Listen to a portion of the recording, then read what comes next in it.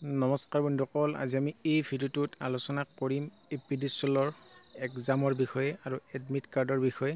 হয় বন্ধুসকল, এপিডিচিএলৰ অফিচ কাম ফিল্ড এছিষ্টেণ্ট আৰু সহায়ক এই দুটা পোষ্টৰ আপোনাৰ এক্সাম হ'ব বাকী আছে আৰু ইতিমধ্যে দুটাকৈ ডেট ওলাইছিলে আৰু সেই দুটাও স্থগিত কৰিলে আৰু এতিয়া আপোনালোকৰ ইয়াতে দিছে যে সহায়ক এক্সপিৰিয়েঞ্চ এইখিনি আপোনালোকৰ আৰু অফিচ কাম ফিল্ড এছিষ্টেণ্ট এই দুটাৰ পৰীক্ষা আপোনালোকৰ 2 এপ্ৰিলত এডমিট কাৰ্ড ওলাব।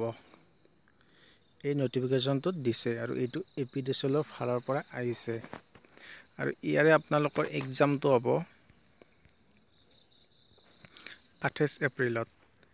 এই দুটা পোষ্টৰে আপোনালোকৰ 28 এপ্ৰিলত এক্সাম হ'ব আৰু এডমিট কাৰ্ড ওলাব আপোনাৰ 2 এপ্ৰিলত।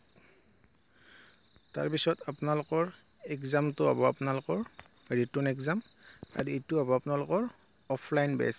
অফলাইনত আপুনি পৰীক্ষা দিব লাগিব।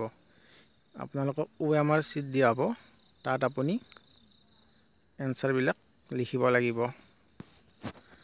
হয় বন্ধুসকল, এইখিনি আছিলে ইনফৰমেশ্যন। Thank U.